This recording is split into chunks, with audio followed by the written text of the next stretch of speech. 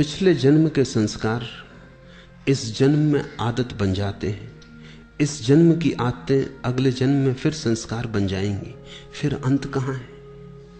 अंत है इस बात में, इस सत्य को जान लेने में कि तुम संस्कार नहीं हो, तुम आदत नहीं हो।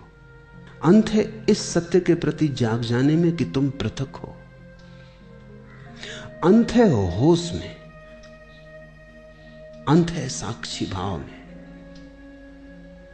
निश्चित ही तुमने कल भी क्रोध किया था, परसों भी क्रोध किया था, आदत बन गई। आज किसी ने जरा सा उकसा दिया, अंगारा तो था ही भीतर, रोज रोज संभाला था, हो गए। राख भी जमी थी तो बस ऊपर जरा सी परत थी, किसी ने फूंक मार दी, परत झड़ गई, अंगारा बाहर आ गया, तुम क्रोध से भर गए। आज तुम क्रोध करोगे, कल के लिए फिर और तैयारी हो गई। ऐसे रोज रोज तुम अभ्यास बनाते जाओगे, संस्कार गहन होता जाएगा।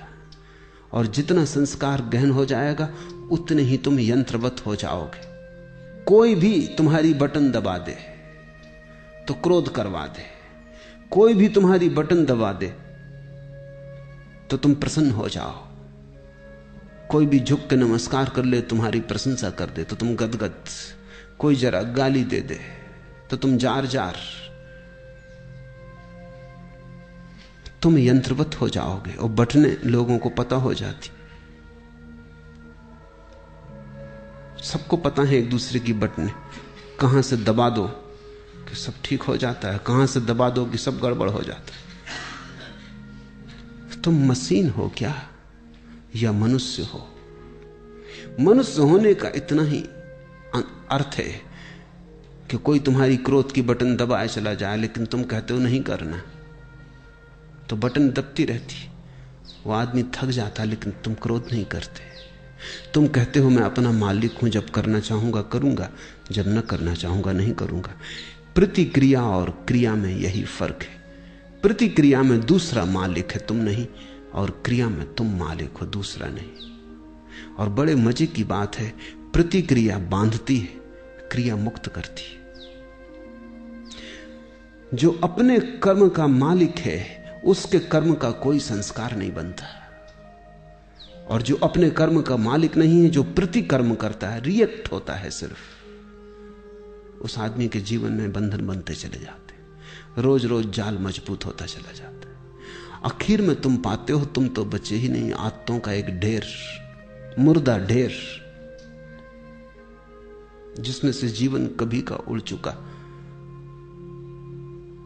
पक्षी तो जा चुका है जीवन का बहुत पहले, कटघरा छूट गया है, पिंजड़ा छूट गया है। जागो इसके पहले कि देर हो जाए, और आदतों से मुक्त होना शुरू करो। मैं तुमसे ये नहीं कह रहा कि बुरी आदतों से मुक्त हो जाओ और भली आदतें बना लो। तुम्हारे महात्मागण तुमसे यही कह रहे हैं। वो तुमसे कहते हैं बुरी आदतें छोड़ो, अच्छी बनाओ। मैं तुमसे कहता हूं आदत छोड़ो। बुरी और अच्छी आदत से कोई फर्क नहीं पड़ता। लोहे का हो पिंजड़ा की सोने का, क्या फर्क पड़ता है? एक आदमी को सिगरेट पीने की आदत है, सारी दुनिया बुरी कहती। दूसरे को माला फेरने की आदत है, सारी दुनिया अच्छा कहती। जो सिगरेट पीता है वो अगर न पिए तो मुसीबत मालूम होती, जो माला फेरता अगर न फेरने दो तो मुसीबत मालूम होती। दोनों गुलाम हैं। एक को उठते ही से सिगरेट चाहिए, दूसरे को उठते ही से माला चाहिए। माला वाले को माला न मिले तो माला की तलफ लगती, सिगरेट वाले को सिगरेट न मिले तो सिगरेट की तलफ लगती। ऐसे बुनियाद में बहुत फासला नहीं है।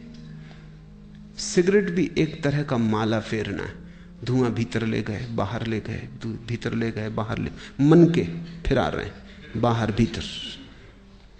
धुएं की माला है, जरा सूक्ष्म है। कोई अपना कंकड़ पत्थर की फेर रहा है, जरा स्थूल है। असली सवाल आदत से मुक्त होने का है। मैं ये नहीं कह रहा हूं कि माला मत फेरो, मैं ये भी नहीं कह रहा हूं कि सिगरेट पियो। मैं ये कह रहा हूं कि तुम मालिक रहो। कोई आदत ऐसी ना हो जाए कि मालिक बन जाए। कोई आदत, मंदिर जाने की आदत भी मालिक ना हो जाए, ध्यान करने की आदत भी मालिक ना हो जाए। मालिक तुम ही रहो। मालकियत बचा के आदत का उपयोग कर लेना, यही साधना है। मालकियत खो दी और आदत सवार हो गई तो तुम यंत्रवत हो गए, तब तुम्हारा जीवन मूर्छित है। ऐसे लोग हैं जो मेरे पास आके कहते हैं कि अगर पूजा ना करें रोज तो बेचैनी लगती। वो सोचते हैं कि बड़ी धार्मिक घटना घट गई उनके जीवन। मैं उनसे पूछता हूं पूजा करने से कुछ आनंद मिलता है? वो कहते हैं आनंद तो कुछ नहीं मिलता, लेकिन ना करें तो बेचैनी लगती। यही तो सिगरेट पीने वाला कहता है। वो कहता है कि उससे पूछो कुछ आनंद मिलता है? वो कहता है आनंद क्या रखा है, आनंद तो कुछ नहीं मिलता, कभी कभी खांसी जरूर आती, आनंद तो कुछ भी नहीं मिलता। लेकिन ना पियो तो बेचैनी मालूम होती। इसे तुम थोड़ा सोचो। इसी को मैं यंत्र हो जाना कहता हूं कि जिससे कुछ भी नहीं मिलता है, उससे भी न करने पर बेचैनी मालूम होती। उपलब्ध कुछ भी नहीं होता है, पाने को कुछ भी नहीं है, लेकिन छोड़ने में मुसीबत है, क्योंकि आदत ने पकड़ा है। अब आदत इतना ही कर सकती है, करो तो कुछ ना मिले, ना करो तो कुछ खोता मालूम पड़े। अब ये बड़े मजे की बात है, जिस चीज को करने से कुछ नहीं मिलता उसको ना करने से खोएगा कैसे? कुछ खोता नहीं, सिर्फ पुरानी आदत, पुरानी लकीरों पर न चलने से अड़चन मालूम होती। मैं एक बहुत बड़े वकील को जानता था। उनकी आदत थी कि जब भी वो अदालत में खड़े होते, पैरवी करते, बड़े वकील थे, अंतर्राष्ट्रीय ख्याति के थे, और लंदन और पेकिंग और दिल्ली 3 जगह उनके दफ्तर थे। तो उनकी आदत थी कि वो अपने कोट का बटन घुमाने लगते थे जब अटक जाते। सभी की होती, कोई अपना सिर खुजलाने लगता है, कोई कुछ करने लगता है। उस आदत का भी वैसा ही उपयोग है जैसे बटन दबाने का। तो अगर जब भी उनके विचार उलझ जाते या कोई उत्तर न सूझता तो वो कोट का बटन घुमाने लगते। घुमाने से कुछ मिलता था ये तो पक्का पता नहीं, क्योंकि कोट का बटन घुमाने से क्या मिलेगा। और जिसकी बुद्धि उलझी हुई हो, समझ में ना आ रहा हो, वो कोई कोट के बटन घुमाने से कुछ बात समझ में आ जाएगी। लेकिन विरोधियों को यह बात दिखाई पड़ गई कि वो जब भी उलझ जाते हैं तो बटन घुमाते। एक बड़ा मुकदमा था, एक बड़ी स्टेट का मुकदमा था प्रिवी काउंसिल में, लाखों का मामला था। तो विरोधी वकील ने उनके सोफर को मिला लिया, कुछ पैसे दिए और कहा कि तू इतना करना, उनके कोट के ऊपर का बटन तोड़ देना। तो वो जब अदालत में अपना कोट लेके हाथ में रख के आए तो वो बटन नदारद था। तो उस वक्त उन्होंने देखा भी नहीं, कोट डाल लिया। जब वो पैरवी करने लगे और वक्त आया, हाथ कोट के बटन पर गया, बस सब गड़बड़ हो गया। जैसे मस्तिष्क ने सांस छोड़ दिया, कुछ सूझबूझ ही ना रही, चक्कर सा मालूम हुआ, बैठ गए। पहला मुकदमा हारे वो मुझसे कहते थे कि उस बटन से मुझे मिला तो कभी कुछ नहीं, लेकिन गंवाया मैंने बहुत। उस बटन के घुमाने से कुछ मुझे सूझबूझ आती थी ऐसा भी नहीं था, लेकिन बटन न पाके बस मैं समझ ही ना पाया कि अब क्या करूं। हाथ से जैसे कोई हथियार छूट गया। भरोसा किए बैठे थे और वक्त पर जिस पे भरोसा था वो दगा दे गया।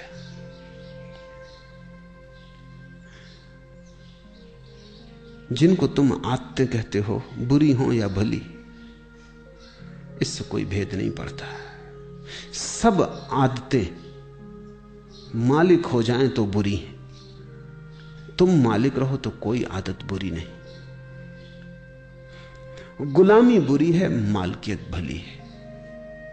मेरी परिभाषा यही है। संस्कार बन रहे हैं प्रतिपल, आदतें निर्मित हो रही हैं। तुम जरा दूर खड़े रहो, तुम अपनी मालकियत मत खो। निश्चित जीवन में आदतों की जरूरत है। अगर आदतें न हो तो जीवन बहुत कठिन हो जाएगा। आदतें जीवन को सुगम बनाती। तुम टाइपिंग सीखते हो या कार चलाना सीखते हो, अगर आदत ना बने और रोज रोज फिर वहीं खड़े हो जाओ जहां पहले दिन खड़े हुए थे, फिर देखने लगो कि अब टाइप करने का फिर मौका आया, फिर सीखो, या कार चलाने का फिर नौबत आ गई, अब फिर से सीखो, तो जिंदगी बहुत असंभव हो जाए। तुम कार चलाना एक बार सीख लेते हो, आदत बन गई, फिर हाथ ही काम किए चले जाते हैं, फिर तुम्हें ध्यान भी देने की जरूरत नहीं होती। ठीक ठीक ड्राइवर गीत भी गुनगुना लेता है, बात भी कर लेता है, रेडियो भी सुन लेता है, और कुछ तो ड्राइवर ऐसे हैं कि झपकी भी ले लेते और गाड़ी चलती रहती। जीवन में आदत की जरूरत है, बस ध्यान इतना ही रखना जरूरी है कि आदत मालिक ना हो जाए। मालिक तुम बने रहो तो संसार में कुछ भी बुरा नहीं, स्वामित्व तुम्हारा हो तो संसार में सभी कुछ अच्छा है। स्वामित्व खो जाए, तुम गुलाम हो जाओ, तो वो गुलामी चाहे कितनी ही कीमती हो खतरनाक है। हीरे जवाहरात लगे हों सींखों पर, जंजीरों पर, तो भी उनको आभूषण मत समझ लेना, वो खतरनाक है, वो महंगा सौदा है। अपने को गंवा के इस जगत में कमाने जैसा कुछ भी नहीं। हाँ, अपने को बचा के जितना खेल खेलना हो खेल ले सकते हो। जब परमात्मा ही लीला कर रहा है तो तुम क्यों परेशान हो? लेकिन परमात्मा मालिक है, और जब तुम भी अपनी आत्माओं और संस्कारों के मालिक हो जाओगे तो तुम भी अपने छोटे से संसार में परमात्मा हो जाते हो। बुद्ध ने इसी को होश कहा है कि सब करना लेकिन होश पूर्वक करना। कदम भी उठाना तो होश पूर्वक उठाना, उठना बैठना लेटना होश पूर्वक। कोई भी चीज बेहोशी में मत करना। अगर तुम होश को साधते रहो तो आदत तो बनती रहेगी, आदत का तुम उपयोग करते रहोगे, लेकिन आदत के पीछे होश की धारा भी बह रही है। चैतन्य का दिया भी जल रहा है, वो भी निर्मित हो रहा है, उसकी भी सघनता बढ़ रही, उसका भी प्रकाश गहन होता जा रहा है। जीवन में सिर्फ आदतें ही आदतें रह जाएं तो आत्मा खो जाती। आदतों के पीछे तुम भी रहो अलग पृथक, और इतनी तुम में मालकियत हो कि किसी आदत को अगर तुम छोड़ना चाहो तो इसी क्षण छोड़ दो, लौट के दोबारा सोचने की जरूरत भी ना पड़े। मैंने सुना है कि जब पहली दफा उत्तर ध्रुव पर यात्री पहुंचे तो वो एक बड़ी मुसीबत में पड़े। 3 महीने का भोजन था, वो चुक गया, और कोई 15-20 दिन उन्हें भूखे उपवास में गुजारने पड़े। कभी मछली पकड़ लेते तो ठीक, कभी ना पकड़ पाते तो मुश्किल। जहाज उलझ गया, बर्फ में फंस गया। लेकिन उन यात्रियों का जो कैप्टन था, उसको सबसे ज्यादा जो मुसीबत आई वो भोजन की नहीं थी। लोग बिना भोजन के रहने को तैयार थे, यात्रियों का दल। सिगरेट की सबसे ज्यादा मुसीबत खड़ी हुई। सिगरेट खत्म हो गई तो लोगों ने जहाज की रस्सियां काट काट के पीना शुरू कर दी। कैप्टन घबराया, उसने कहा अगर 20 दिन ये सिलसिला रहा तो फिर हम कभी वापस ना पहुंच पाएंगे। तुम रस्सियां ही काटे डाल रहे तो ये जहाज आगे कैसे बढ़ेगा, ये पाल गिर जाएंगे। मगर लोग इतने दीवाने सिगरेट पीने के लिए कि कैप्टन करे भी क्या। एक आदमी, बाकी सब सिगरेट पीने वाले, उनका करो भी क्या। वो रात को चोरी से काट लें, इधर उधर से काट लें। जब ये जहाज लौट के किसी तरह आया और इसकी अखबारों में खबर छपी तो एक आदमी ने अमेरिका में ये अखबार पढ़ते वक्त अपनी सिगरेट भी पी रहा था, अखबार भी पढ़ रहा था। उसे अचानक ये बात अजीब सी लगी कि लोग गंदी रस्सियां काट काट के पी गए। वो भी चेन स्मोकर था। उसने सोचा, हाथ में सिगरेट थी, उसने सोचा कि क्या यही गति मेरी होती है अगर मैं भी उनके साथ होता? क्या मैं भी रस्सियां काट के पी जाता? एक क्षण उसे ख्याल आया, उसने सिगरेट एस्ट्रे पर रख दी और उसने कहा अब इसको तभी उठाऊंगा जब मेरी ऐसी दशा आ जाए कि मुझे लगे अब मैं गंदी रस्सियां भी पी सकता हूं, नहीं तो नहीं उठाऊंगा। 20 साल बीत गए, वो सिगरेट अपनी टेबल पर ही रखे रहा। लोग उससे पूछते भी कि आधी जली सिगरेट यहां क्यों रखी। वो कहती कि इसको मुझे उठाना है किसी दिन, लेकिन उसी दिन उठाऊंगा जिस दिन मेरी पीड़ा ऐसी हो जाएगी कि आदत बड़ी और मैं छोटा हो जाऊंगा। लेकिन मैं प्रतीक्षा कर रहा हूं, वो घड़ी आती नहीं। 20 साल बीत गए, मैंने 20 साल से सिगरेट नहीं पी है और याद भी नहीं आई है। मैं याद करने की कोशिश कर रहा हूं कि कभी भी आ जाए, क्योंकि मैं जानना चाहता हूं किस मुसीबत में जहाज के लोगों को रस्सियां पीनी पड़ेंगी।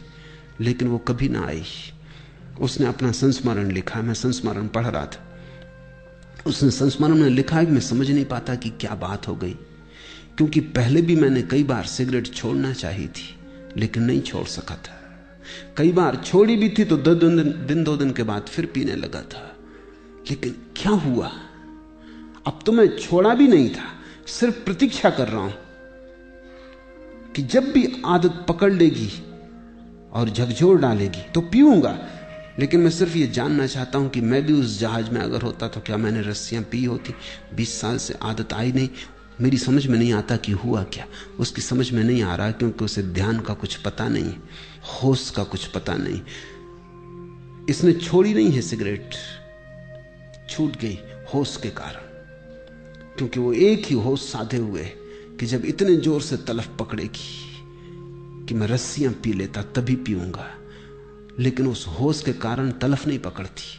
होश हो तो तलफ पकड़ती ही नहीं।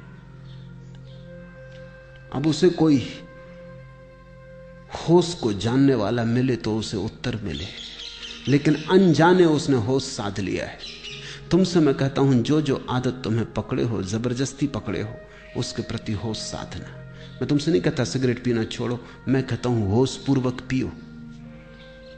मैं तो यहां आश्रम में एक कमरा बनवाने जा रहा हूं जहां होश पूर्वक सिगरेट पीने वालों को सुविधा होगी कि वो जाके वहां सिगरेट जरूर पिए, लेकिन जितनी देर पिए उतनी देर ध्यान रखें। एक क्षण को भी बेहोशी में न पिए बस। फिर अगर पीना हो तो मजे से पिए, कोई हर्जा नहीं। लेकिन मैं जानता हूं अगर होश सज जाए तो ऐसी मूढ़ता कौन करेगा। ऐसी मूढ़ता तो बेहोशी में ही होती है। तो मैं तुमसे कुछ भी छोड़ने को नहीं कहता, क्योंकि मैं जानता हूं छोड़ने से कभी कोई छोड़ नहीं पाया। मैं तुमसे केवल होश साधने को कहता हूं, क्योंकि मैं जानता हूं होश साधने से जो भी व्यर्थ है अपने आप छूट जाता है और जो सार्थक है बच रहता है। होश आध्यात्मिक जीवन की आखिरी कीमिया है, अल्केमी है, वो रसायन है। उसके अतिरिक्त सब विस्तार की बातें हैं। आज इतना ही।